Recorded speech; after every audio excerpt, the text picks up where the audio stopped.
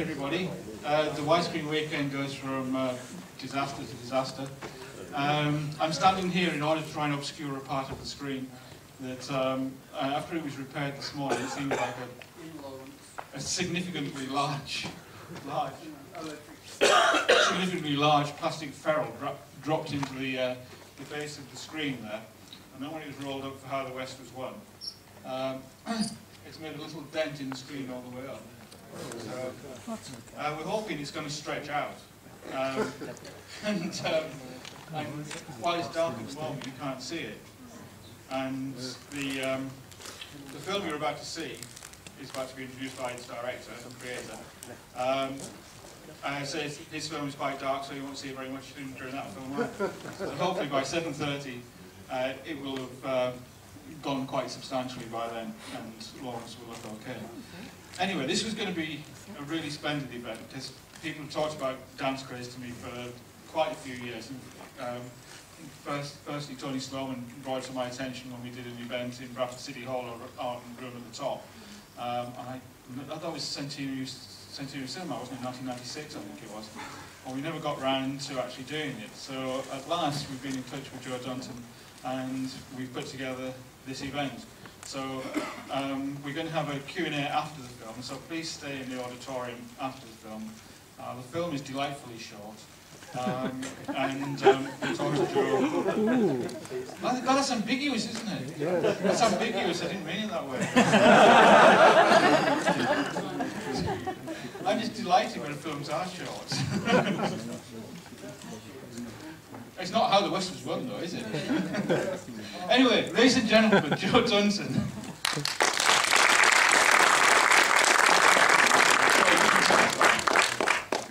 I feel a bit of a fraud, really, because it's difficult because I've come from a sound background and a lens background, and I grew up on Oliver the musical. I actually worked 6 months on Oliver the musical. Once you've done that, you're smitten by big pictures. And we were fighting at the time to keep Technicolor keeping 70mm alive, as it were. Mainly because for me, you get 6 tracks of magnetic sound, you know, and I came from the sound background as well as a television background. So the idea was, I pushed Technicolor to keep the baths going and the machinery going, and with a good man there called Don Skinner, who was an optical printer man, then I decided. A lot of films were looking out of focus or soft focus because it was a trend at that time.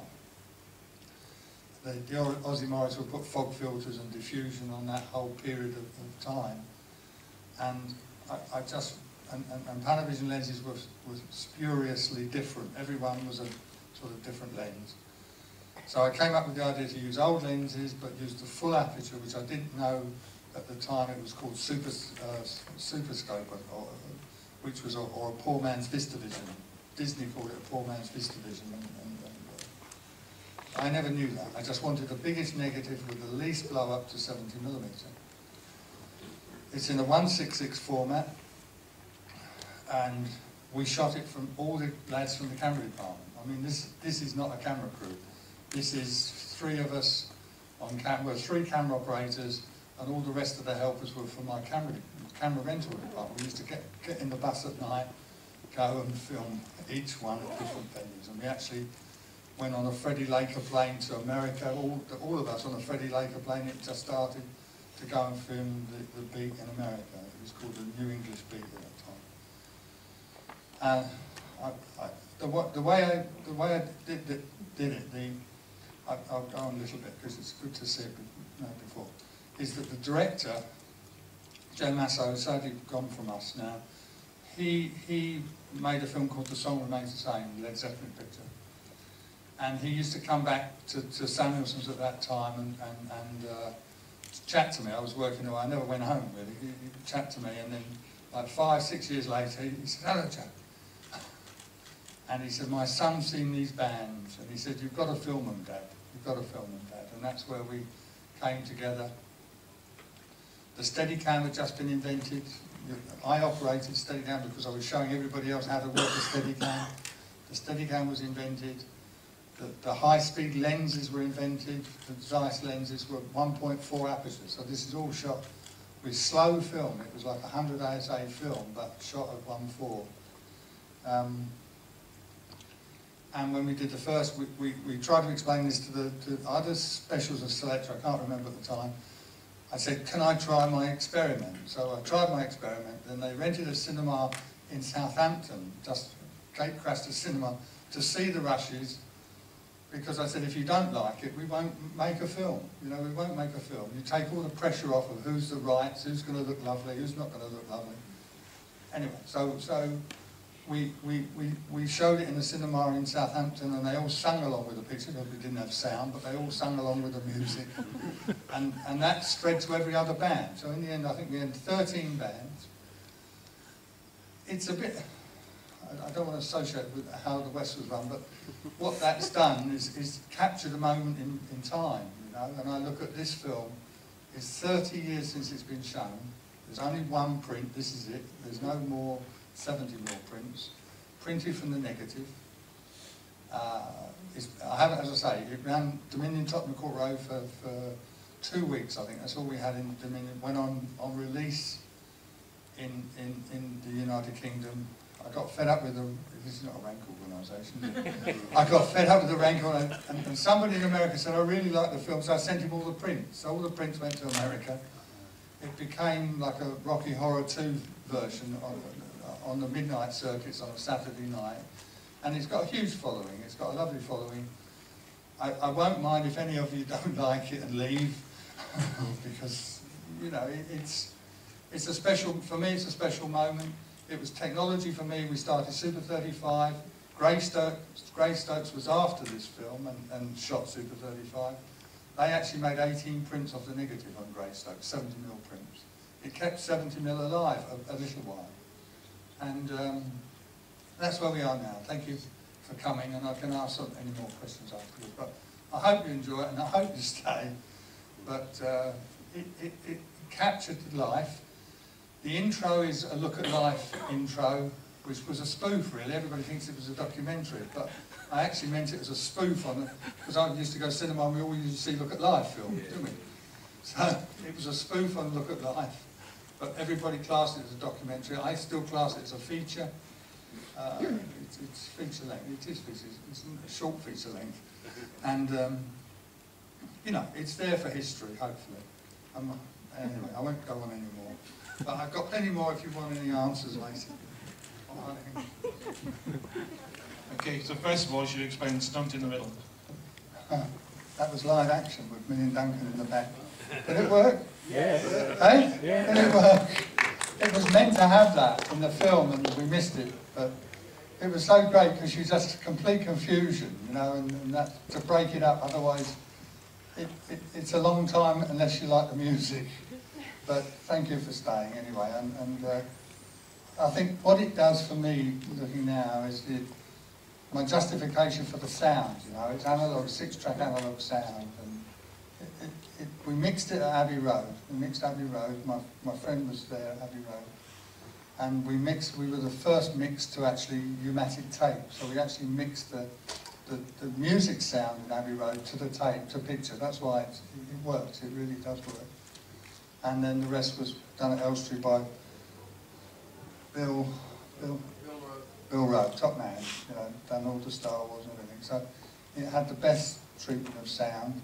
Tony was there with our editing. I don't know what to say. It's a recording of 30 years. I haven't sung there for 30 years, that picture. And I've had it and stored it and kept it and in bedrooms and bathrooms, and but it recorded that history, you know. It's recorded that little bit of history that we paid so much attention to the detail of the pictures and the sound, and I just hope some of you, did anybody remember it? Yeah. Can I just say you captured the raw energy of the period? Absolutely. Because I lived through that and it was fantastic. It was, we wouldn't have got away with it because they were so new, you know. Now if you try and go on the stage with a band, they just throw you away, you know, and you know, they just throw you off. I actually got threatened on that stage. I was actually being threatened and doing the filming at the same time. But I don't know, it was pure, it was the raw, everybody was really into it. And you saw the crowds. I mean, it's like a massacre at the end. It was a really fighting for your life, you know, when everybody starts coming up on stage. I don't know if they would allow that too much now with the health and safety situation, but is there any other questions? Sorry. Is that, you're saying that's the first time that's been screened? 30 years. There's no other screening media in the country at all? No. Because I was like doing some research on it before I watched it, and there was a lot of stuff on the internet going, well, you know, I think there's some illegitimate. Absolutely, we've got a friend in the audience doing that. But there's no way of ever seeing that again, I guess? Well, I truly made it for the cinema, you know, to sit, because you experienced what I wanted it to be. You know, it was, because on a television it's hard to experience that. You know, it's really hard to experience that, and I'm probably going to make I have one print, of our master prints, a reduction print with Dolby surround on it. I may try and take these 6 tracks off of here and put it onto a Blu-ray. So we'll have a really lovely quality Blu-ray now for it. Yeah, so I just thought there'd be lots of cool. There will be. There's stations in Chicago made a radio stations out of this music, and it has a big following. It really does. People come out of the woodwork and own up. You know. Question? So I was going to ask, when is it coming out on DVD? I think it's answered that. I don't think it'll be DVD. Or Blu-ray, whatever. Blu-ray is. Please. I'm happier with Blu-ray. I mean, it's taken 30 years for me to watch this, and I'd like to thank you very much. I know. It's been a large dream to watch that. Yeah, I have a famous story. I ended up, if you don't mind me telling, I ended up with on an aeroplane by mistake with Robert Altman sitting next to me. I didn't know who Robert Altman was. And the man across the way said, they showed you, they crucified your film. And I said to him, what film was that? And he said, well, I didn't know the man, I just made a chat, and he said it was Popeye. And Popeye was a clever film. When he released it, he actually released strobe lighting in the cinema. It was stereo, it was Fox stereo. And I said, but they gave you a rough time. He said, well, and I'll never forget this man, he said, well, as long as one person says they liked it, you're all right. And my man up there has been like one person. Yeah, I hope so.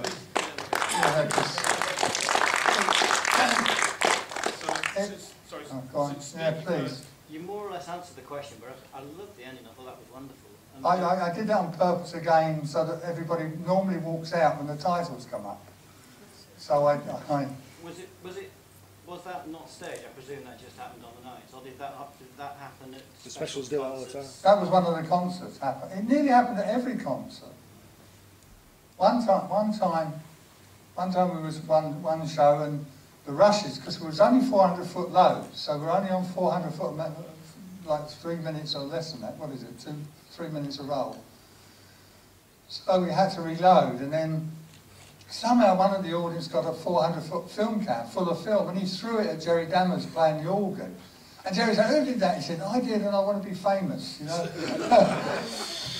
It was mad. It was, you felt for your life, or not felt for your life, but you can tell the closeness. I was in amongst the closeness of all of that. And, we had 2 Steadicams the Beat were in America. Garrett Brown, the inventor of the Steadicam, was the other Steadicam. So it was the first time we'd done 2 Steadicams on stage. And it's a wonderful machine for that. I mean, you felt like you was a band player. I hope you felt that you were in the band, you know what I mean? It wasn't the third, everybody does a third row shot, you know, the big, everybody on the stage, and you, as if the camera's in the third row. Like my friend here's got a third row shot. But, do you know what I mean? It gave you the feeling that you were with them, you know?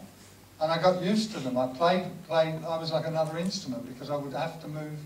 One of the shots, you see Pauline come up to me, we nearly collided, and she gave me a dodgy look.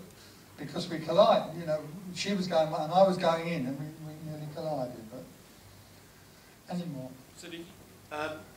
First of all, really enjoyed it. Okay. I mean, thank you. the 2 of us, we're from that era, and we grew up with that music, although I have to say that at the time, I wasn't particularly into that type of music, but today I really enjoyed that. I didn't know what to expect. It looked really good as well visually. It's held up. I mean, But the question I want to ask you was all the lighting just source lighting, source no light. additional lighting at all? We put a couple of red bulbs at the back of Bad Manners just to give you the depth, Yeah. so that you could see in the depth that it was a big auditorium. I think I had a follow spot on one of them because it was spinning round, but not most of it stage lighting. It was the advent of fast lenses. It was a 1.4 lens, 18mm, so that's why, and no distortion, very little distortion. And it was 100 ASA stock, so it was slow, very fine stock, because I wanted it to blow up to 70mm, and that's what you're seeing. You're seeing, I think, a very, very good piece of work. There's no grain in it. There's no, you know, the black. It's faded a bit to red, but originally it was solid black. So that's why I didn't want it on television. On television, it would soak up and it wouldn't mean anything. It looked good. Now it's the timing's right to come back on the Blu-ray, I think. Okay, last question. Yeah, I don't know if you realise, Joe, it's not just a history of British music at that time. It reflects the social history at the time as Absolutely. well. Yeah, because if you remember, we used to see, I was a youth then, and on television we used to see the Temptations and the Jacksons and the Stylistics and the Drifters, and they were all black guys. Yeah. And then you have the white bands, and this was the first time British youth saw black and white Some guys of in the same band, Yeah, and it was fantastic. Absolutely. I mean, even if we'd made a video then, it would not have been the same as that piece of footage, honestly. And it was great. The timing was great. It was just really, really, really good time, you know. And we all enjoyed it. It was only it was the camera department. It wasn't a film crew at all. Sound, I used Abbey Road, the Rolling Stones, Mobile. I was into sound. I mean, that's why and I wanted to keep the 70mm alive. So that was the big thing. We're running out of time, I'm afraid. We're getting very close to Lawrence of Arabia. I'd just like to invite Tony Sloman to come down and say Let's a few have a words. quick. He's got a script.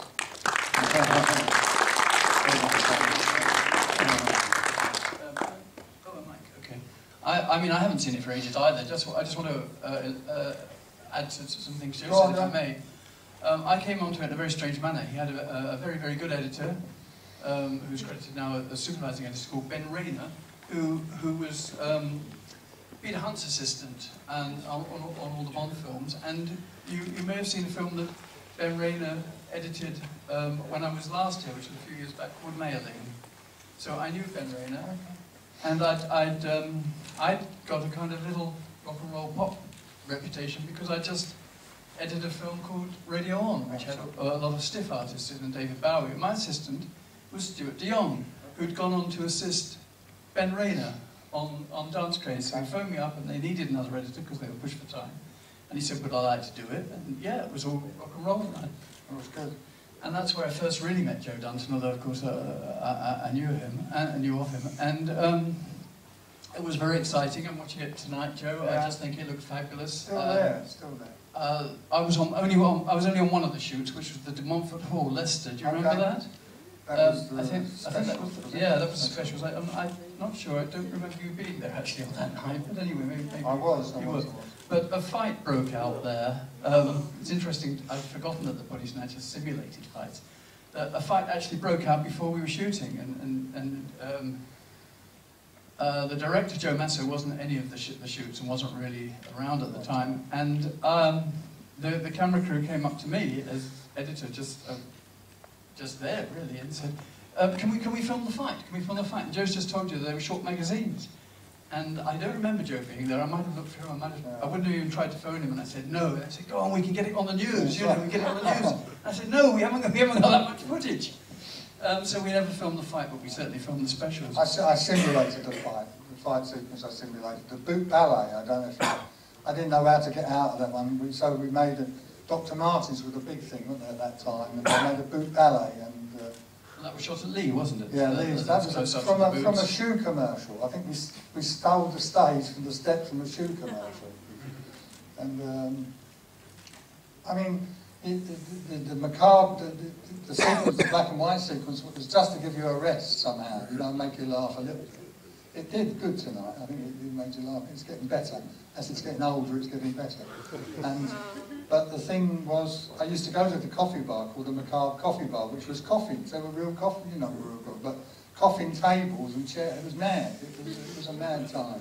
It was one of the major coffee bars, though, Was, and one of the things that I did, and I'm really proud to see it tonight because I've completely forgotten what it was. I was asked to find library material of the history of pop music in the newsreels. So there were pressures of time, but I'd seen a lot of that stuff going to the pictures the way we all did. And I remembered the coffee bar one and the Pathé News. Yeah. So we got all the Pathé News stuff in, and that's when I took over the cutting, because Ben Raynor was sifting through all this library material I was sending him. Lord knows he's the only editor of the time who saw sort of stuff like Conks Go Beat. We didn't get any of that stuff. And we ended up with the news. But importantly for Dance Craze, and rather importantly for Dance Craze trailer, as you recall, the voice of Pathé News was Bob Danvers Walker, who was still with us at the time, and we got him in, and he did the voice on the trailer and the voice on the front. That's good. On Look at Life, and it looked absolutely terrific today. Yeah. Now, I think Bill has something else he wants me to say. Shall I just go ahead? Joe, I've just like to listen to this. I've got a little thing to read out, and I'll begin with. Well, the truth. Little did I think when I started working as an additional film editor on Dance Craze back in 1981, just before Christmas, that I'd find myself here at the wonderful Widescreen Weekend Bradford some 30 years later, welcoming that film's producer, Joe Dunton, and screening that marvellous 70mm print of that incredibly exciting rock movie that we worked on all those years ago. But why should I be surprised? Because by 1981, the year of Dance Craze, Joe Dunton had already carved a remarkable career in the world of the widescreen. And after producing Dance Craze, Joe Dunton went on to even greater glory internationally, securing a reputation second to none in perfection in cinematography. Let me try to elaborate, and since you're all here to watch movies, I'll try to encapsulate Joe's career to date as briefly as possible, and hope I don't make mistakes in it, and I hope you'll begin to realise what a very special man he is, and what a wonderful asset to the British film industry, and in particular to widescreen itself. Joe Dunton started his career in England as a video engineer with Pi London Limited, and his first feature work, I believe, was on the racing epic Le Mans, starring Steve McQueen. Working for Samuelson's and Panavision, he also famously converted a Mitchell camera for cinematographer Ozzie Morris on Carol Reed's Oliver, creating the very first attachment for video assist, providing Sir Carol and his team of 7 choreographers quick and easy access to judging the performances of some 400 dancers in the major musical numbers. And video assist is now, of course, commonplace. And Joe's love of, and fascination with, anamorphic processes is legendary. He founded Joe Dunton Cameras in 1976. I wasn't planning this. And amongst his inventions, planning this or not, included the development of the first heated camera eyepiece, the ladder pod, the first assist for the Luma camera crane, the Moy Bazooka, the Mitchell Vitesse geared camera crane, plus a marvellous, absolutely marvellous HD camera that's absolutely interchangeable with traditional film magazines. And plus, he's currently working, as I understand, on a single-lens 3D system to be called JD 3D? No, I'm joking. As far as I know, he hasn't got a name yet. Okay. I'm not sure about that. Okay. Dance Craze, of course, led to Joe actually creating a new process using lenses that I believe legend has it he physically ground himself. No, that's wrong. That's wrong. That's a legend. That's a legend. And here I must make a confession. In that period, Joe asked me to come up with a new name for this process, and I couldn't. I failed Joe 30 years ago, with a heavy heart, completely failed to come up with a new moniker, a successor to CinemaScope or Panavision or Technorama. The closest I could achieve, I never told him this, was Lenscope, and I was so ashamed of it I didn't even tell Joe. But Joe uniquely came up with JDC Scope, effectively standing for Joe Dunton Camera Scope, the only scope process ever to incorporate the name of its inventor. And what a process. Pin-sharp registration, superb depth of focus, a truly unique level of quality, and recognised as such. and quickly. And where, I hear you all think, would you have seen this lens used? Well, folks, only in some of the most famous and successful widescreen films of your lifetimes. Where to start? How about Star Wars, Return of the Jedi and the Phantom Menace, and Harry Potter and the Prisoner of Azkaban, and Harry Potter and the Order of the Phoenix, and Harry Potter and the Goblet of Fire, and Gladiator, The Dark Knight, Hannibal, Evita, and Labyrinth, and Legend, and The Bounty, and Yentl, and oh goodness, talk about in this list, 213 movies and TV series to date. Directors such as Stanley Kubrick on A Clockwork Orange and subsequent features, producers like Steven Spielberg on Poltergeist. They swear by Joe Dunton and the results achieved by using Joe's cameras and lenses. And Joe has headed up Panavision as well as his own JDC and is currently, I believe, president of the British Society of Cinematographers. Vice president, I'm sorry, in addition to being chairman of all the cine guilds of Great Britain, and has been honoured and recognised internationally. The Lifetime Achievement from the Society of Camera Operators, presented at the American Academy of Motion Picture Arts and Sciences, the Michael Balkan Award at BAFTA for outstanding contribution to British cinema, and last but certainly and emphatically not least, the MBE at the hands of Queen Elizabeth II for services to the UK camera and British industry. Okay, enough awards already, you're thinking. And probably so is Joe. But Joe's a man who's shown a love, affection, and an understanding of the widescreen, like no other. Absolutely. And I'm not just saying that because he once loaned me his own personal VistaVision copy of Battle of the River Plate.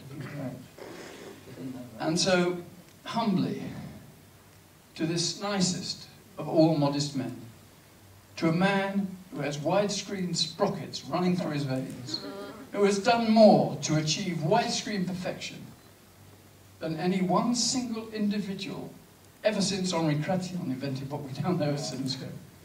To Joe Dunton, MBE, we are proud and privileged to invite into the select Widescreen Academy and to honour him on the 30th anniversary of his own Dance Craze. And I now call upon Bill Lawrence to present the honour. I didn't know that.